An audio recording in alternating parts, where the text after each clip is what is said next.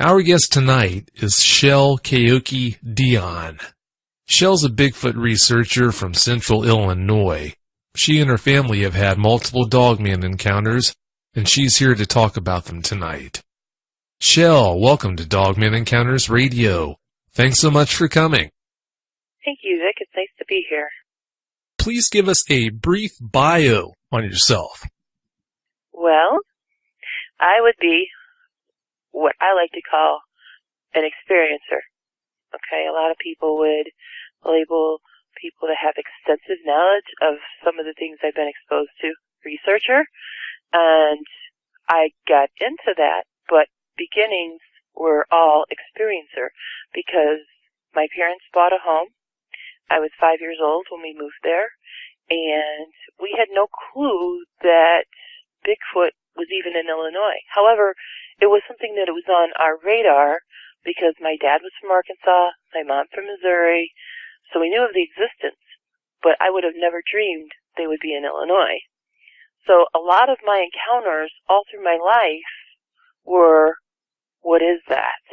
And things that my parents were experiencing going, OMG.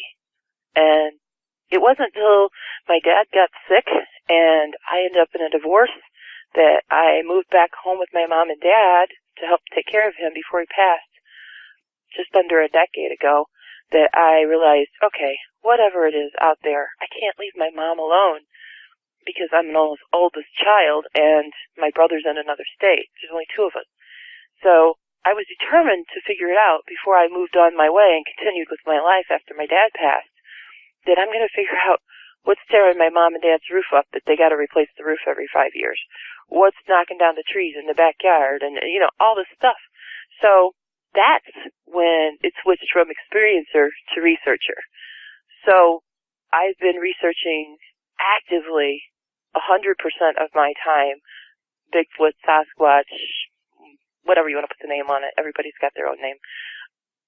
Now for about 8 years. So in doing so, a lot of the time I was so hardcore in my research and so hard on myself at debunking my own self, I guess I become a perfectionist in there. So even when I would get a photo, I would have to have the comparison photo taken the next day. At the same time, if the next day was different kind of weather, I'd do it just the day after. So I become a perfectionist with evidences. And unfortunately, to mingle and talk to people that have these same experiences, once I realized it was Bigfoot, it led me to the internet. Because it was the only way to reach out and do comparisons with things that people are finding around the world. Once you get into the internet, it just really opens up this entire world for so much. And research is probably just grown leaps and bounds because of internet. But doing so, you realize that you have to become better and better and better at everything that you present. So I am extremely critical of myself. Everything that I bring to the table, every photograph, anything, I got to make sure that if I'm going to present it, it's foolproof.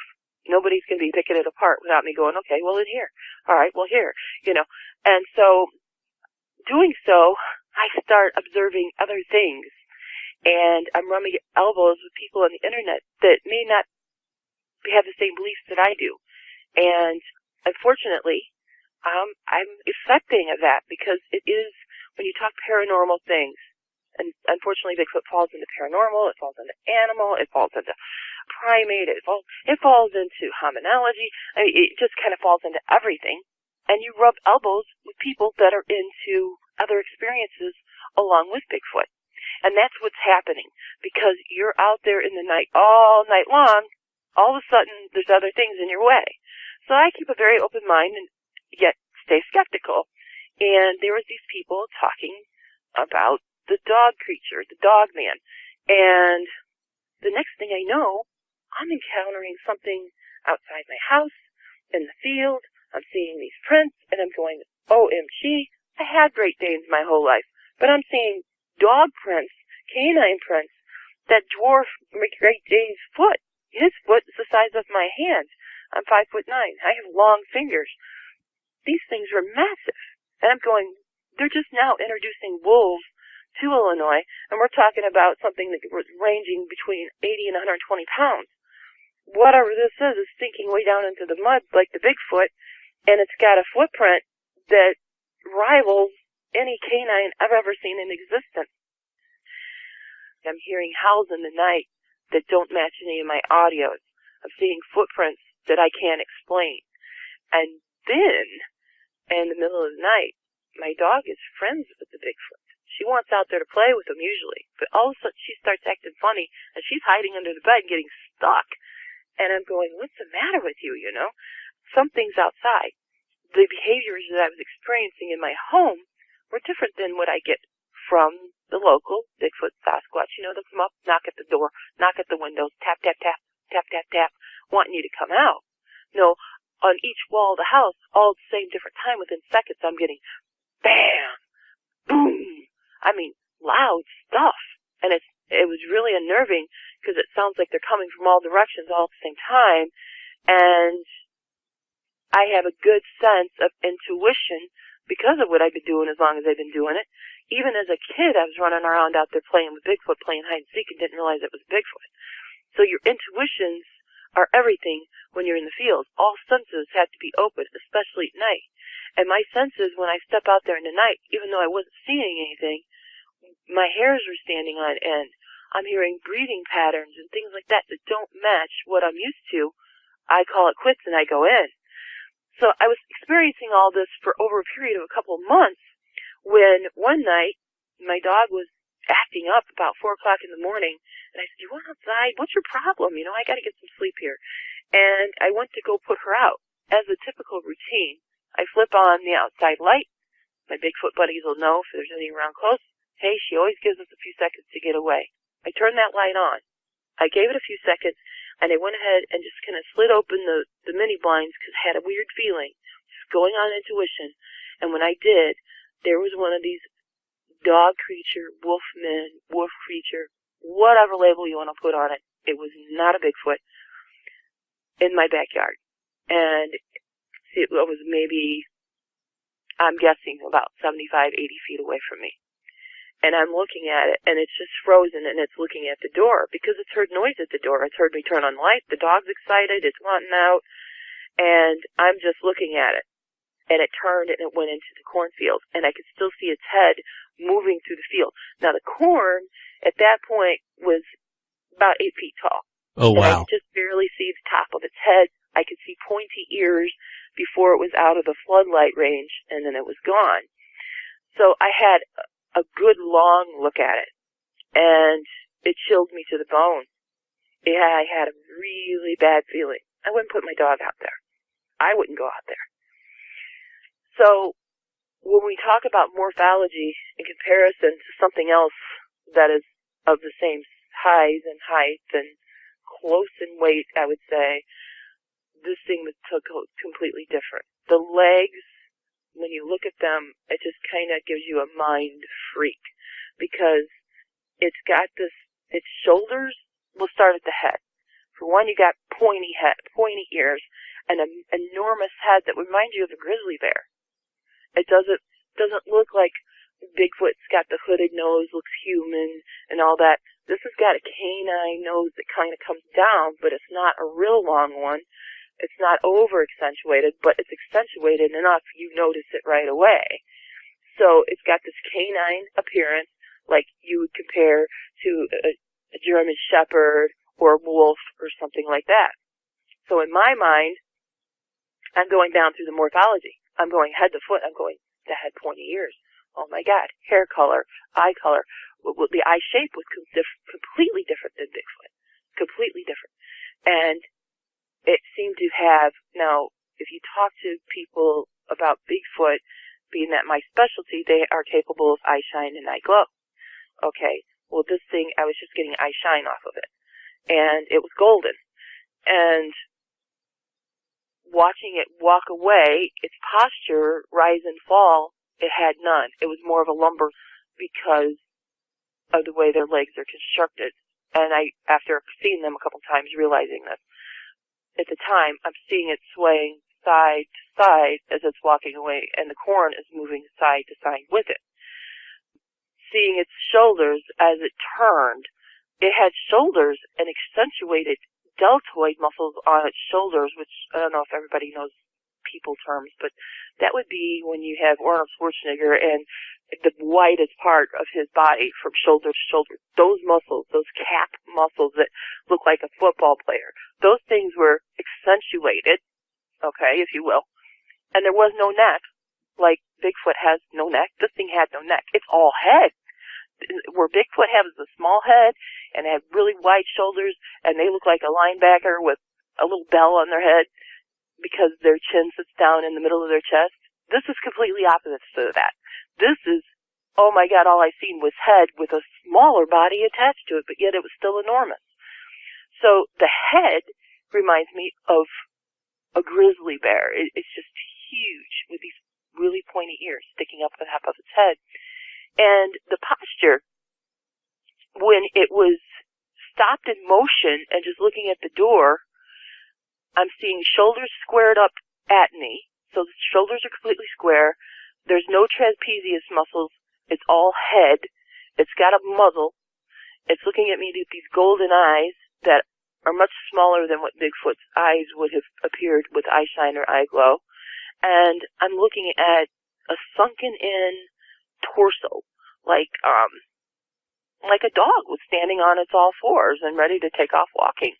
It doesn't have the bulk in that part of the body that a Bigfoot has. Instead, it has more of a barrel type chest to it that yet you can see rippling muscles. And it's very, very, very creepy. It's very creepy. If you can imagine a dog mixed with a human, I know why they're calling it Dog Man. Put Arnold Schwarzenegger with a big grizzly bear head on it, and then bend his legs to where he looks like a werewolf, and his upper body has to lean way far over like at a 60% grade to maintain the awkwardness of its head size. There you go. That's what I was looking at. These legs, it had the quad muscles in the front of the thigh accentuated, a smaller knee. It dipped back, went back to a pointy, like where our Achilles tendon would be, instead on a dog, you know how it's got the hind leg, and its knee is actually just a little bit above it, sticks way out like 60% of grade once again, comes back, and then you have where it drops down and it would be like the rest of their foot. This thing looked like it had the ability to lean back on that part of its foot and walk if it wanted to, or leap or jump. It was very flexible. The legs bending in different areas, just like a canine, but yet very muscular, look like they could probably leap and jump and stuff like that very well. So that was my first encounter. That is what I experienced. It was completely just all visual with a floodlight right on it, probably 75, 80 feet away. Wow, Shell, if that's not enough to keep you up at night, I don't know what would. Well, it definitely makes me go, ha-ha. And it took me a while to get back out in the field and work at night after experiencing that, seeing that. So I was really uncomfortable. I could see why the Bigfoot were alarmed. I could see why the Bigfoot weren't around when it was showing up. And that was just the beginning. I contacted my research partners and I said, there's something out there I've never seen. You guys need to come down and start spending some nights because you've got to witness this. Well, they started hearing these howls and stuff, and they're like, you're right, that's not the right audio. And they didn't get a visual. It took months of dealing with these things before I had a research partner with me that got to have the encounter like I did, where he got a good full-on look with that thing with floodlights and car lights right on it. And it looked like it was the same one that I had seen. The hair, where you'll see, when you see Bigfoot, usually they've got their hair pretty groomed and they look pretty cool, you know. But this thing didn't seem to care about the way it looked or whatever.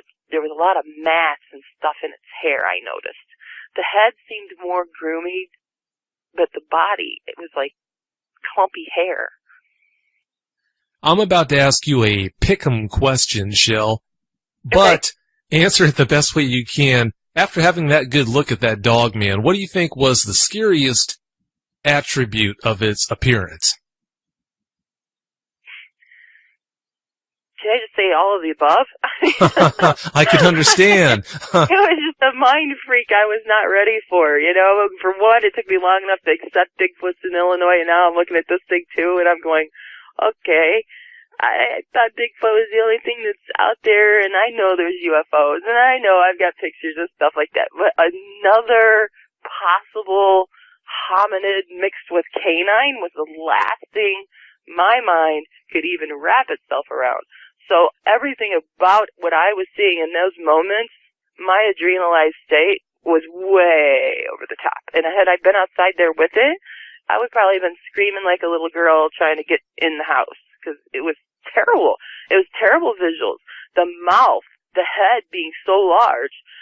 Once I started hearing them like fighting, I could hear audios of my Bigfoot, and I could hear these things howling and snarling, and I had my research buddy up from Oklahoma that's used to them, and I said, I need you here. You're used to that thing down there. I don't know anything about it. Please come and tell me and verify this is what I've seen and heard. And he stayed with me for a few weeks, and it took a while for something to happen. It's not like you could snap your fingers and make an encounter happen, especially one of that caliber. And it did happen, all the snarling, the growling, the howling and stuff. And I go, is that what you hear from where you're at, that you've experienced these things that look, he described them as looking kind of hyena-ish, the ones that this group of them he's seen where he had like spots on his leg and stuff like that. I said, is that the same thing? Is that what you're hearing? And he verified it. He says, yeah, unfortunately, he goes, boy, you're going to have your hands full. He says, those things will take down anything. And a lot of my Bigfoot have been run off because of these things being around. When it was facing you that one night, was there any point when its mouth was closed and you could see if the teeth were still visible or not?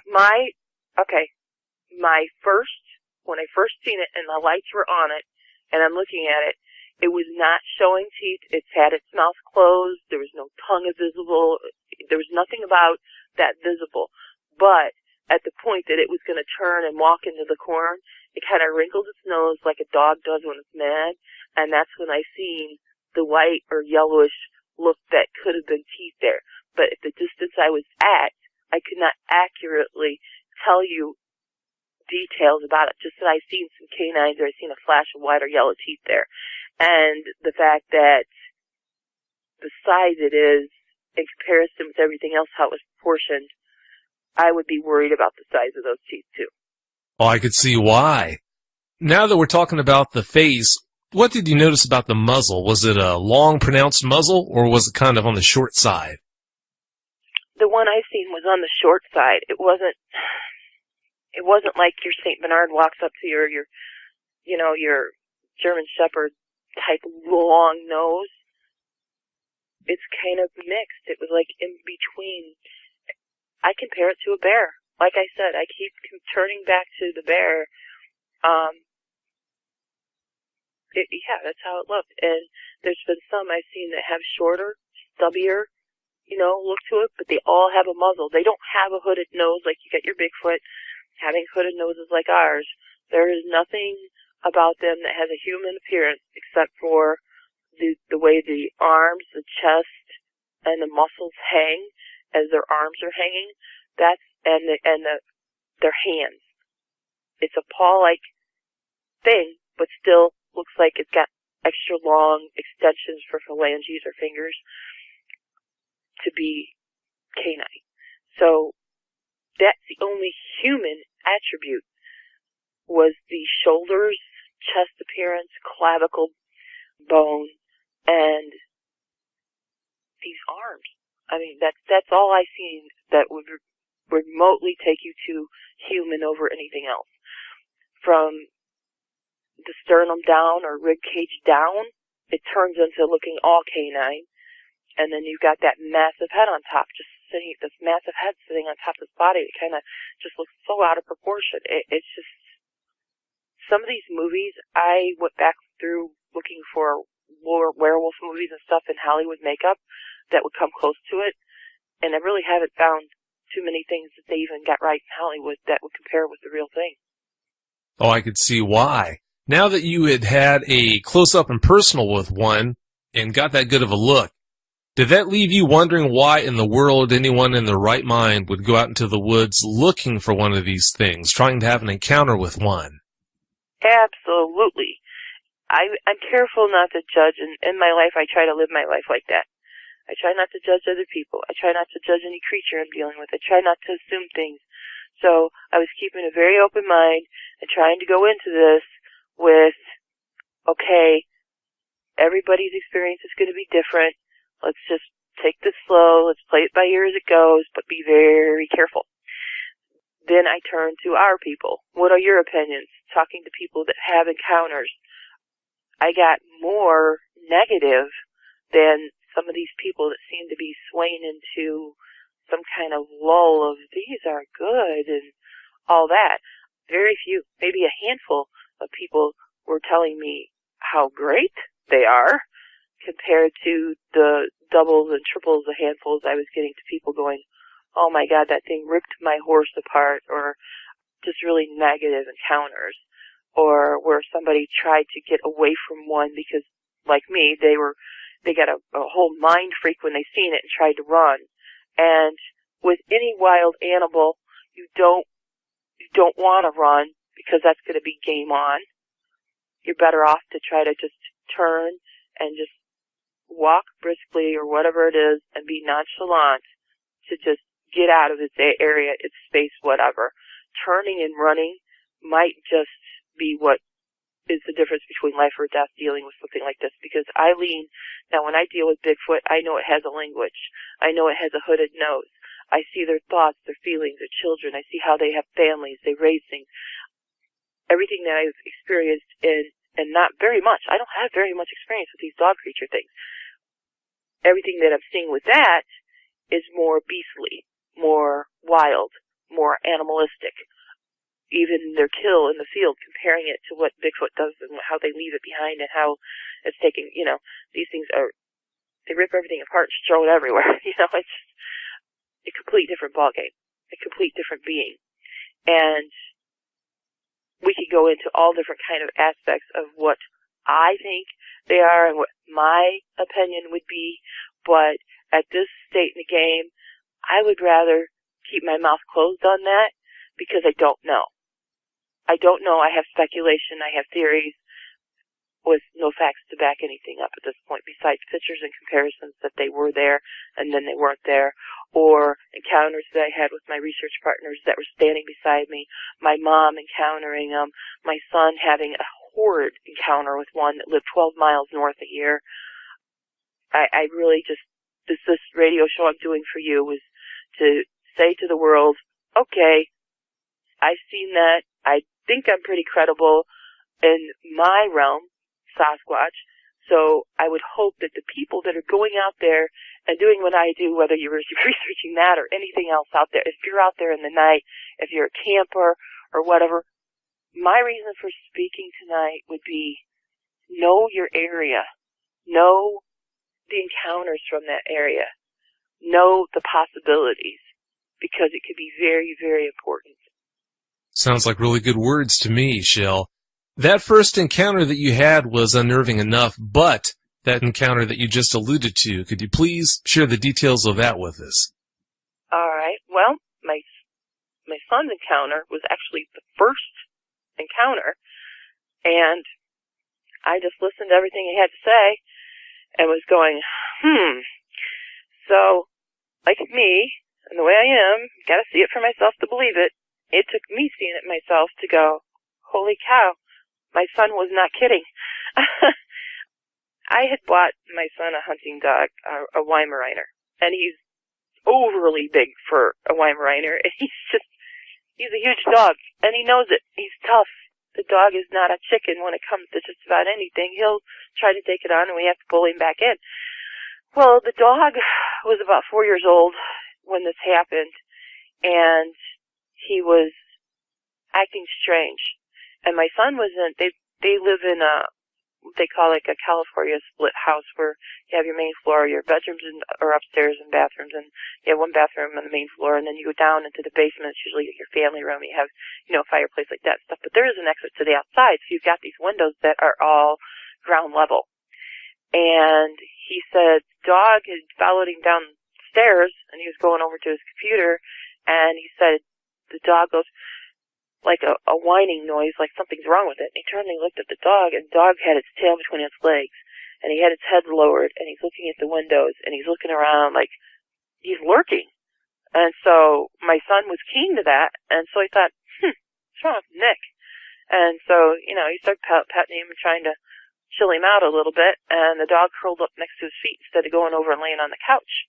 And he noticed that the dog was shivering a little bit. And he thought, is he getting sick or something? So, he's worried about getting on that computer, and he threw down a blanket on him and thought, okay, well, lay there, buddy, and go to sleep or whatever. Well, the dog just, after about 15-20 minutes, rose up just barking and carrying on something horrid, and Bryce calmed him down, and he thought, what is this problem, He's like, come on, buddy, let's go outside. So he took him to the back. The way the house is set up, there's a 20 by 30 patio that comes off the garage that is attached to the house, and it's all one roof. And we have like an airline cable we use at night that would hook him up because he's a big dog, and we don't want him to run off and chase something and get himself hit by a car or whatever. So he gets hooked at night. So my son hooked him on the cable. He said he went off. The dog stepped just off straight in front of him and decided it's going to smell the ground. And right then, to the right, which would have been about 15-20 feet away from my son, he's standing right at the garage door so he could, hop back in the house. It was this time of year. It was getting kind of chilly. So he wasn't going to go out there with his dog. He's just going to stand there and watch him and then bring him back in. When you have Bigfoot around, you also have some that may roam through or whatever, and we're all aware of that. We don't leave our dogs alone. We don't want them to be lunch. So, it's a given thing that if our dogs are outside, we're outside. So he said he stood close to the door. He's in shorts and a shirt. It's kind of chilly out. This thing jumps off the roof of the porch itself, lands on the ground, kind of like both feet it kind of sprung. And this is what I get. I get a phone call. My son, that is very brave, has been playing with Bigfoot since he was 2 years old, going out there playing hide and seek and whatnot, which takes guts. I don't know if you ever stood next to something that's 11 foot tall and hairy and looks more animal than human, but it takes guts to do that. And my son said that the appearance of what he called me, he's breathing heavy, so his adrenaline is up, and he's like, he goes, I need you. And I'm like, why? I'm in bed. It's 2 a.m. at this point. And he goes, listen. And he took the phone and he put it close to a window. And I hear this ungodly howling. He goes, what is that? And at that point I had no clue. I said, I don't know. He goes, that's not a Bigfoot. And I said, no, that's not a Bigfoot. I said, it sounds kind of like a wolf. But my God, it would have to be right there at the window. And he goes, it's not. He goes, it's out by the shop and the pool. There's an in-ground pool there. It's off, separate from the house and stuff. So he says, it's back in the distance. And I said, wow. And I said, you better stay in, make sure you keep Nick in. He said, I don't know if wolves have been released yet in the state park area. I know they were talking about it, but it may be a wolf. He goes, no, Mom, you don't understand. He goes, I seen it. And I go, you seen it? I said, okay, so tell me, what did you see? And he's so like me. He had such a mind freak that he was silent but breathing hard, and he's going, I don't know, I've never seen anything like it. And I go, well, describe it to me. And he says, I heard the thud. He goes, now, they have a mercury light, that you find on a farm, lit up. We had everything lit up. And he said, when I hear this thud, he goes, I jerked my head to the right. He goes, I see these rubbery canine-looking legs that just kind of bit and then stood back up. He goes, I seen it, like I said, rock from side to side as it walked. He goes, is walking towards Nick.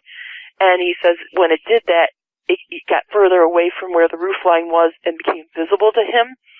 And he described to you identically what I described to you, what I had already seen. His description were red eyes, though. He was seeing red eye shine. The dog bolted through Bryce and the garage door, and Bryce, just leaving him on the chain and everything, slammed the door shut, locked it, then unhooked the dog. The dog ran, immediately went to its cage. You know, we always leave the cage door open and it'll sleep, and sometimes when we weren't home, we'd have to leave him in. But it's like a giant 6 foot cage built for Great Danes. So he run in his cage, curled up in a ball, and was just shivering. And Bryce said this thing started howling, and that's when he called me. So in his terrified state, wanting answers from Mom, at the time my son was younger, he's still in his teenage years, he's around 18, I think it was, he was going, I need you to come here, and me and his dad are going through divorce at the time, and I go, I can't come there, it's the middle of the night. Well, you need to come and figure this out, and you need to get rid of it, or whatever. He's thinking, okay, I can go talk to Bigfoot, I can just go talk to this thing, and I'm like, oh, no. I don't know what that thing is. The best thing to do is just stay in the house, keep Nick in the house. Tomorrow morning, I'll come, we'll look for prints, or whatever. That was the first time I seen a print, and I seen the massive size of it. I could see where the heel or whatever touched the ground as it had jumped down and bounced, but then it went to that. He said when it ran off, it did the lumbering back and forth side to side as it started to walk towards Nick, when Nick is the dog. Nick ran in the house. He said at that point, the thing dropped to all four legs, and he watched it run off like a giant wolf. Which leads up to the next encounter. Well, not the very next, because I did have more encounters, but they all the descriptions look the same. The next time I seen one, it was on all fours. And when you see it on all fours, you're going to look and go, that's one massive wolf. It looks 500 pounds. That's a massive wolf.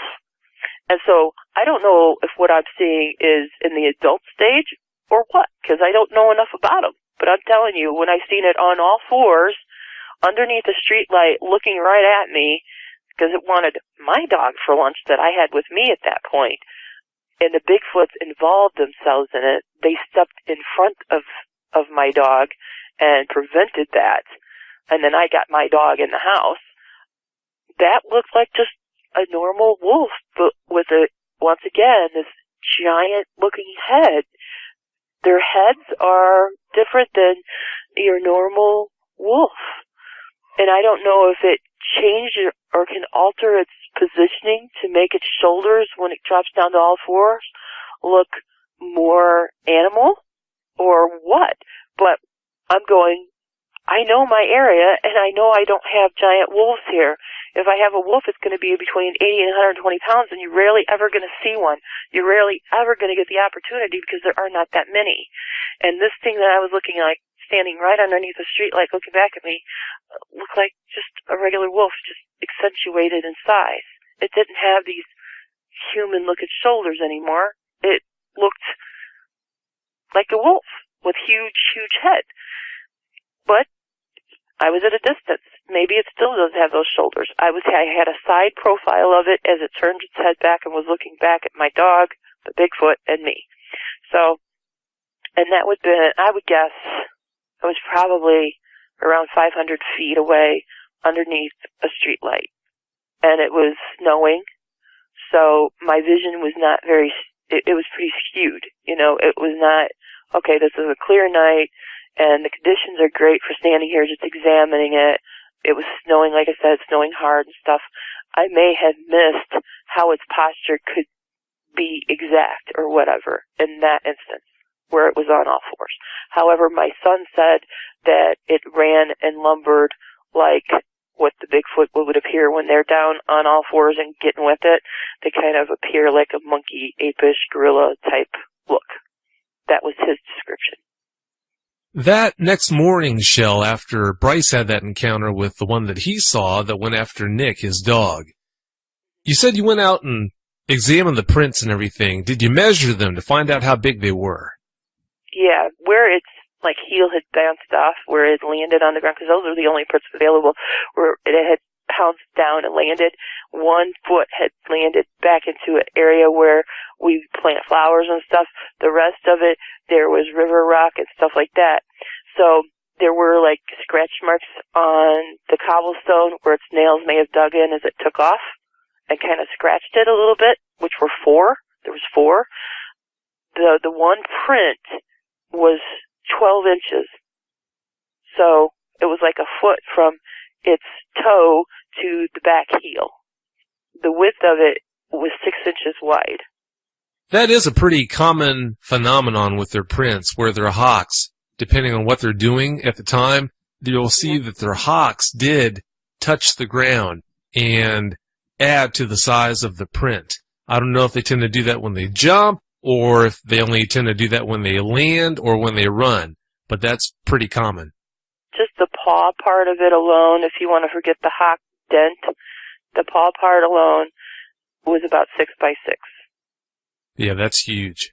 Which is really just a little bit shorter than my hand. And my Great Dane, comparing my Great Dane's paw print to it, it was 3 times the size. The pads and everything, comparing it to a full-grown Great Dane that's 48 inches at the shoulder and weighs 182 pounds, its print was 3 times the size. I can't imagine how many nights there have been when you knew that one or more of those things were outside, just outside the wall maybe, of your house. What's it like trying to sleep in your house when you know that they're out there? Well, knowing that they rivaled the size of a Bigfoot and body size, and knowing that I know at any point in time if a Bigfoot got mad enough, the house is not going to keep you safe. It can rip the walls off. It can rip a door off, anything it wants. You have your come to Jesus moments where you just go ahead and you just get your old Bible out and you just start praying. Because they've gotten mad at me. I've made them mad more than once. And they're going bam, bam, bam around the house. And you're going, oh God, don't let this be the night because I don't want to die this way. And I'm thinking, I hope a Bigfoot's close. I hope a Bigfoot's hearing this. Oh my God, you know. That's what my mind does. That's where my mind goes. But, you know, that's been 2 years ago now. Now they've kind of like, all right, she gets in our area, but she's respectful about it. She doesn't come messing with us at night where we're hunting and following us and trying to get a peek at us and everything else. And when I do encounter them during the daytime, I'm very alert in this area now. When I do have an encounter, it's usually at a distance, I go, we go. And we go quick. So I just try to stay out of their way, try not to make them mad. And the Bigfoot, thank God, are on my team. Yeah, thank goodness. Those are good friends to have. They have intervened. And at one time when my daughter was going to be under attack by one of these things, my daughter, 10 years old, 11 years old at the time, 11, I didn't want to put all these things in her head. Okay? My son is 10 years older than her. I seen how it went with the Bigfoot. If they wanted him to know about it, he knew about it. I had no control. I want my daughter's experiences in life to be the same. She knows that I researched it. She doesn't know any details about them. She knows they're out there. She knows what they sounded like, and etc. She's not an expert on it, and I wouldn't want her to be unless it's something that interests her down the road. You try to protect your child. You definitely don't want your child thinking there's something out there that's in the night that's going to tear them apart. Unfortunately, as human society does, we read books that are the big, hairy monster, or the troll living under a bridge. I mean, everything that Bigfoot fits into, that's what we do. We scare our children of that. And what do we know of human or mankind? They kill what they're afraid of. Before they ask questions, they will kill and ask questions later. That's how man does. And so I do my best to raise my children differently than that. Try to understand before you assume anything. So my daughter being armed with that type of knowledge and me not wanting to give her a mind freak and tell her about these dog creatures or whatever and impose on her something that I don't know anything of really yet besides that it's factual. I just tell her, hey, be careful out there. There's been some things running around out there that are not so friendly that might hurt you, so just be aware. Well, she gets the visual. She gets the one-on-one. What does she do? She turns and runs. Okay? Thank God the Bigfoot were looking over that. And it was only one Bigfoot against this thing, and it won. the Bigfoot perished. But it was enough time for my daughter to get to safety. So, with that being said, I had a whole lot of unraveling to do with my daughter and talking to her about, yes, there can be things out there we don't understand, we don't know. You maybe have been walking up towards its young one or something, Cassie. We don't know. We don't know why it would have tried to go after you.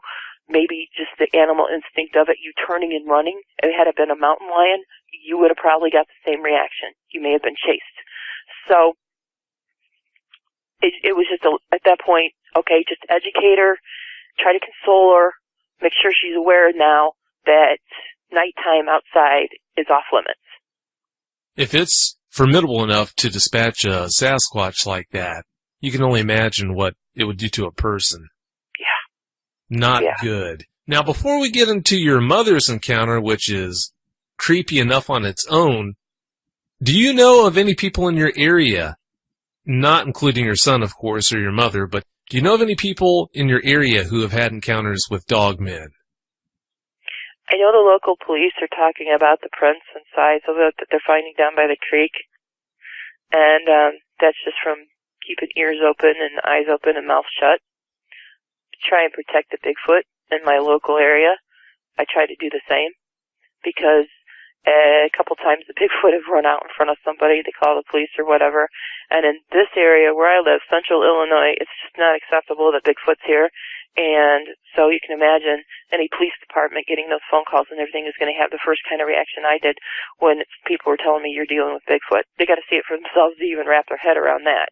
So I don't know exactly what they're thinking about these giant canine prints. I think they're thinking that there's some massive wolf that 2 years ago they released wolves in the state park here. But like I said, they're smaller wolves. They're not, something you would find way up north. So I don't know what they're thinking. I really don't. And, they're going to be closed-lipped on anything like that. When I try and pry for information or whatever, it's, they'll change the subject or, how people are. You know what they got to do. They got to protect the public. At one point, because of the Bigfoot getting seen and stuff, they ripped out all the woods and everything close to the city.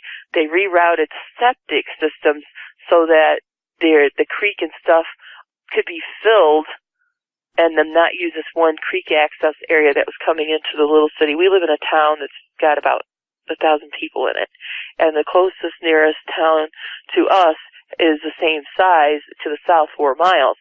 Then if you go north, you get to a big metropolis area, it's going to be 12 miles.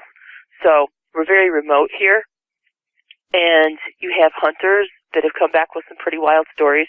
They talk about the Bigfoot. And so people that are locals, that are farmers, that are out there hunting and stuff, when they come back and tell the cops, then the cops take it serious. If you're somebody, what I'm meaning by somebody in the local town, it's, do you have a big fat pocket and can you walk right over to John Deere and buy any combine you want? That's what I'm saying. And those are the people they listen to. Because of their apathy, someone's going to get killed. Exactly. A lot of dogs, cats, have just been, ever since those things have arrived, you're just driving down our little streets, and really there's only 3 main roads in town, and then like 3 or 4 side streets. On the telephone poles, we are seeing tons of photographs of my dog is missing, this is the picture, please call, here's his name, all that. Cats, you name it. Just where my mom lives, which she's on the edge of town. Since then, I moved right into the middle of town because I was hoping that maybe I'd get more peace and sleep at night when I don't want to research, but that didn't happen. Over there, just about everybody on her street, she's a dead-end road, kind of extends outward from the city. She's next to a graveyard. She has a creek and a field in her backyard, and it's a lot of wooded area. Like I said, the city went and tore down trying to keep them away. In that area, everybody on that street that puts their dog out unattended has lost their dog. It's just vanished, and coyotes get the blame. Which the coyotes have disappeared now, too, that these things have moved in. I don't ever hear coyotes anymore. I don't see them. I don't see their prints. Nothing. It's like they've vanished. Wow. That's creepy. Please share the details of your mother's encounter with us. Well, Mom's lived out here for 40 years now, so she's experienced Bigfoot her entire life. And once I learned what it was, my mom thought, okay, I got to trust Shell on this. And I tried integrating her into it gradual to where she wouldn't be in fear. A lot of times people think that slamming down trees and getting pebbles tossed at you is a bad encounter when it comes to Bigfoot. That's not. The juveniles will start knocking over trees just because they're excited. They're excited to see you. They will be throwing pebbles at you just to get your attention. And when I'm saying pebbles, I'm talking, small rocks. Now, if they start throwing boulders, that's different. If they start throwing things the size of bowling balls, that's a bad encounter. If it hits you and you're still alive to talk about it, that's a bad encounter. If it missed you by 5 feet, they're giving you a good getaway. Because let me tell you, they are unbelievably accurate. So if they wanted to take you out, you would get taken out. There'd be no question about it. So most of the time, when people call me at 3 o'clock in the morning going, I just had a terrible encounter with a Bigfoot and they attacked us, and I go, and you're alive to talk about it? Really? Tell me more. It's silly what humans do.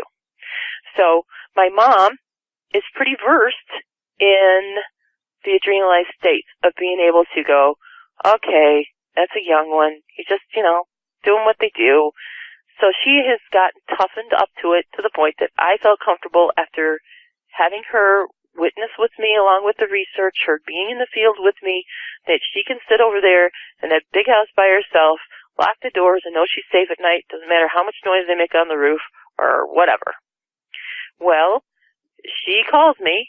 This was right after the snow event where it was snowing and I tried to get my dog and the Bigfoot intervened. And so up until this point, what have we experienced? My son had seen one. I had seen it 2 or 3 times standing on its feet, once in a snowstorm on all fours. So I had known enough by that time to tell my mom that be aware of your surroundings. If you're going to go take your dog out, you do it right off the back porch. You put every floodlight on available, and you wait a little while before you go out. Make a lot of noise when you do. Try to protect her in that way, and she trusts me because she realizes now that, okay, all that scary stuff was really not that scary. That's just how the personalities are of Bigfoot. So she was cool. So if she hears a bunch of bump and noise and stuff like that, it was not something that's going to set her off. She called me. It was about 1:30 in the morning. Are you awake? I go, yeah, I'm awake. Why? She goes, listen. And she put me on speakerphone, and I'm listening, and I'm hearing what happens at my house happening to her house. Bam, bam, bam. All sides of the house. All relatively really close together. And I go, don't go outside, I'll be right there. So Dave and I, we're not gun people. I don't want to be tempted into even aiming at something I don't understand if I'm scared. So no, I never even go out in the field with a gun. Forget it. I don't think I could kill something if I had to. I would probably be one of those things where I'm the one that ends up perished and eaten because I just don't have what it takes to hunt. I hit a deer one time. It was the worst thing in my life I ever experienced because I had to hold the wheel straight and not turn because it was my life and my kid's life and my mom's life or mine over that deer. And I chose the deer. So I'm a very, very strict person when it comes to taking life of any form. So all we did was arm ourselves with a couple heavy axe handles, and me and Dave went over. And I had instructed her to put all the floodlights on the house. And she had everything lit up. And we went over there. We looked around. We didn't see anything but prints. And I didn't extensively, because of the report, and the time of night it was, I didn't extensively go beyond the floodlights. I just looked. What I seen was enough evidence to know what it is. And I go, okay, well, let me try to draw them away. So I got in the car. I slowly kind of moved around the other side of her house, went out the mile that's behind her, went out that way, got out of the car, moved around quite a bit, drawing their attention that way, trying to get them off of my mom. And I was seeing nothing. I was getting nothing. I was hearing nothing. Dave is the same way. He's looking at me. He's like, there's nothing out here. It's just dead.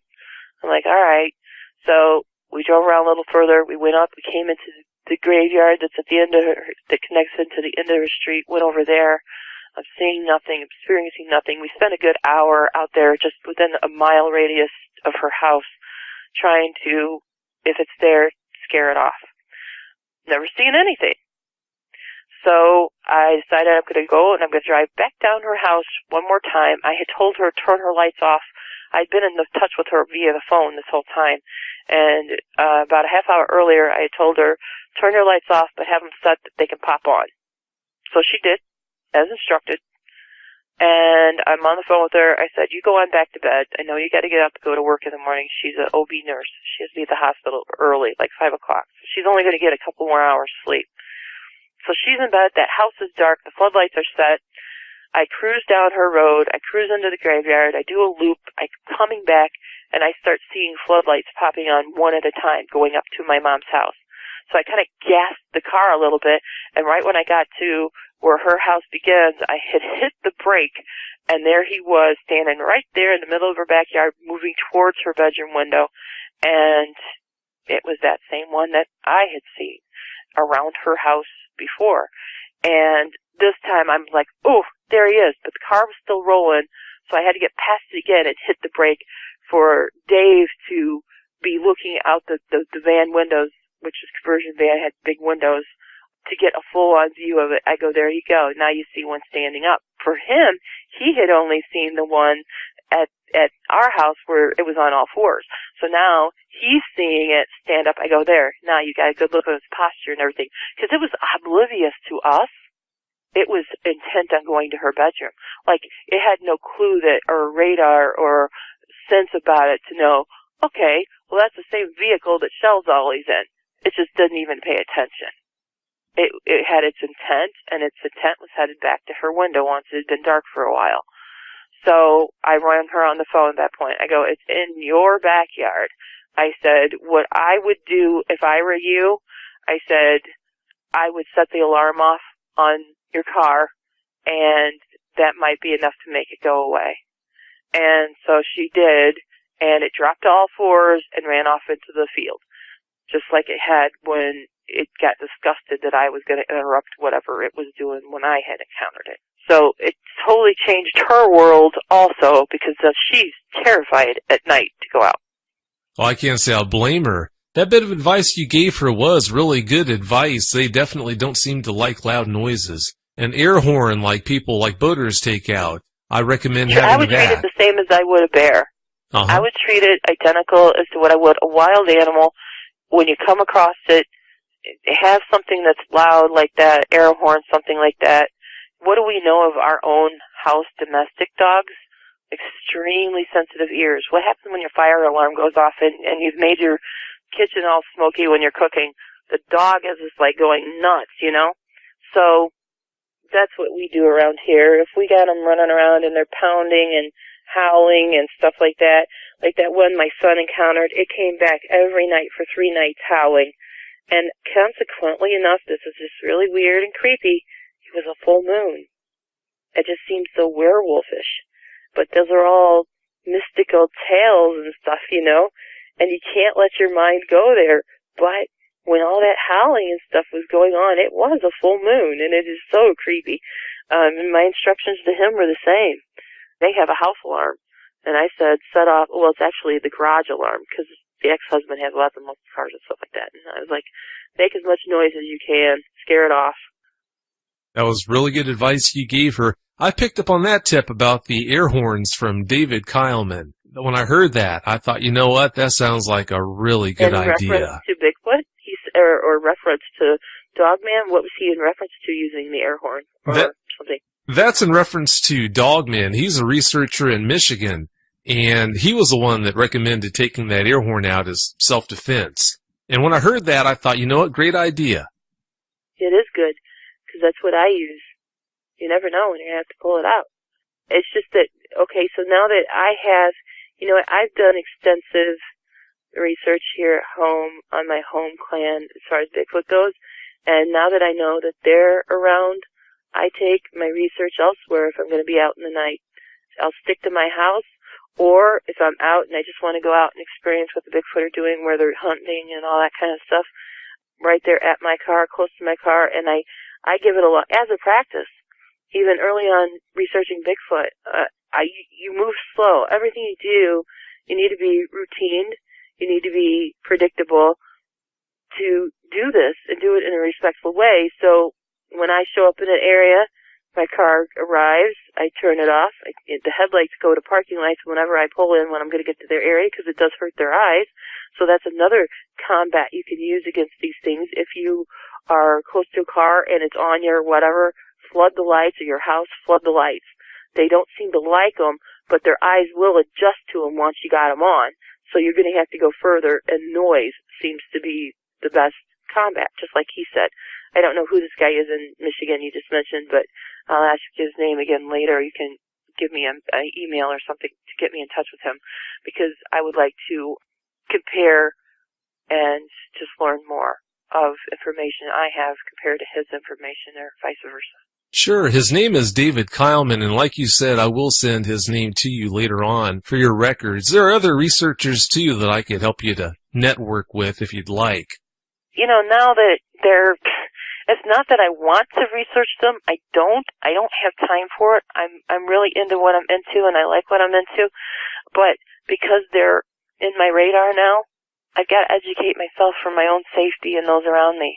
Oh, sure. Yeah, you've got to protect yourself. Do all that you can. And that's really why I came on the show. That's really why I'm here.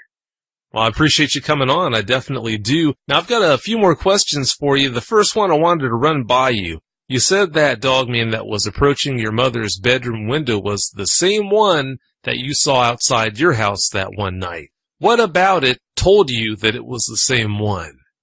The hair color, the mats, the eye shine on it, golden, the ears, just the positioning, everything about it looked identical. So, and that first encounter had been at her house. So I think it's the same one that was hanging around her place. Now, in a different direction, you said your research partner from Oklahoma had his own bout of encounters with dogmen. Did he share the details of any of those encounters that he had with you? I can give you his first real one, happened years ago when his daughter would have been my daughter's age. And he was going out Bigfooting, and he'd known about Bigfoot for a long, long, long time. And so he was a hardcore Bigfoot researcher. And he thought that he would start training his daughter because she had interest. Well, his techniques are pretty much the same as mine. You get to an area, you shut your lights off first, you creep on in, you turn off your engine, your windows are down, and just let everything settle back down before you get out of the car easily. You have your dome lights off and everything else. Well, he's training her, so he does his routine, and they were off on the side of a really remote road in the Comanche Mountains. And he had his night vision on, so he got out of the car. She says, "I'm not ready for this, Dad." She stayed in the car. They had the windows down. She alerted him that back behind the car and to what would be from the car would be like 5 o'clock. She said she's seen something move in the ditch. She says, "I seen something in that ditch moving, Dad. That's close." So he puts his night vision goggles on. He gets down by the back of his car slowly, and he's working his way that way to see if maybe it may be a young Bigfoot or something moving up. And what he got met with eye to eye in the night vision was a dog creature, and they look so different than a Bigfoot. He instantly ripped the night vision off. He wanted his own vision. And I don't know if you've ever looked through night vision, but especially back then, you're talking probably 10 years ago, it was very blinding when you first take your night vision off. I really don't like using it. I love the Fluor now that they come out with that, but night vision, it can be very blinding to your eyes, and it takes your eyes a moment to try and adjust and stuff. So what he witnessed through the night vision was how I've described its arms and everything with these deltoid muscles. It was down in a deeper ditch. He was seeing it from its hands or paws, upper torso, and head. And he says the one he was viewing had a shorter snout, looking more hyena, he said when his eyes adjusted, then what he had already seen through the night vision, he was picking up as from the moonlight the dots on its arms that he had seen in the night vision. And he says, it's okay. He just threw his hands out and he backed away real slow. He goes, it's okay. I'm going. I'm going to leave. I'm getting out of your area. And he's taking one step at a time, backing up to his car door. And he says as soon as he was out of its sight, he turned and ran, jumped in the car, started the car, and hit it down to get out of there. And he says when he looked up in his mirror and looked back, he says he thought he seen glowing red eyes. Now, if its eyes were reflecting from the red taillights or what, don't know. I wasn't there. I didn't see it. But that was his first encounter. And then, like me, once you know it's there, it's in your dictionary, you know it's something you're going to have to be aware of, he started seeking out other people. There's a man, I don't want to give up his name. I would, but I don't have his permission at this point. If anybody wants to contact me and me ask his permission to give up his name, I will do so. He has extensive knowledge of it because he has a lot of property. He has horses.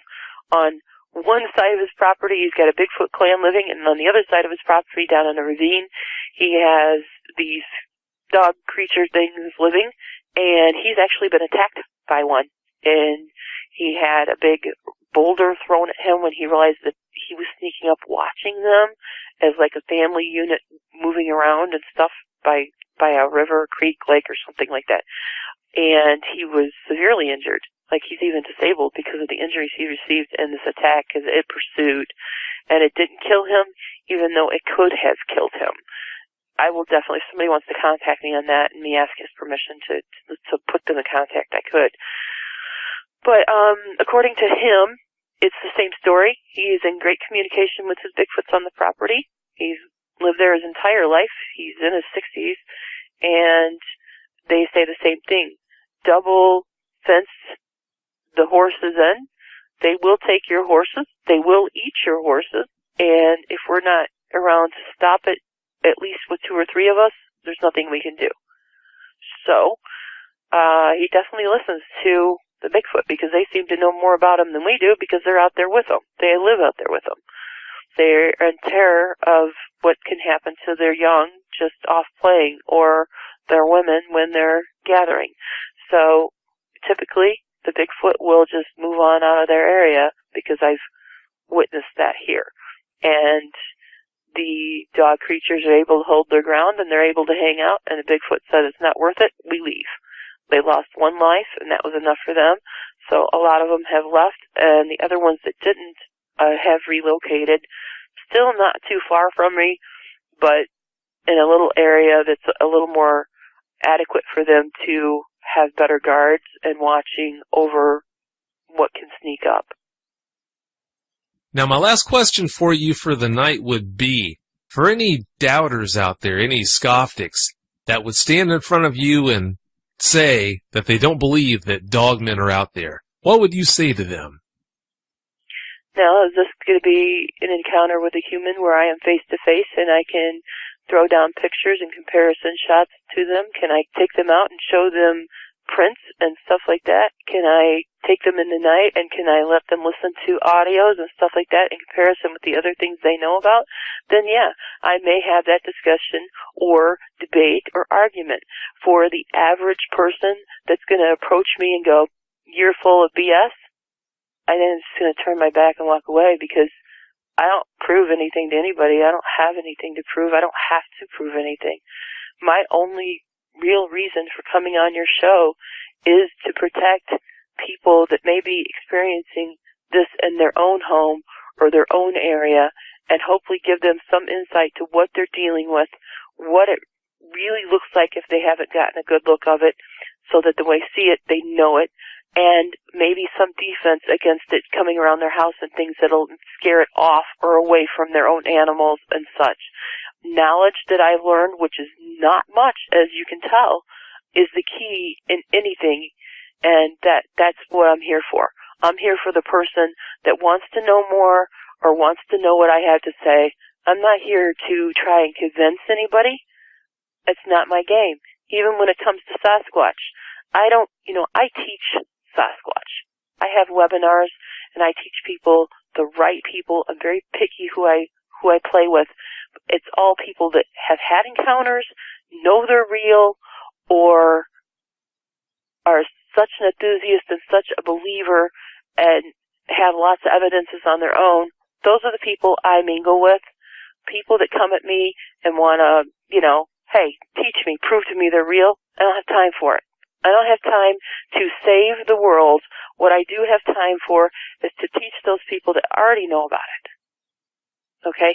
So I will spend time teaching someone that comes to me and says, I know it's real, teach me what you know. Right there, I'll give it up. I'll give everything up. I'll help anybody.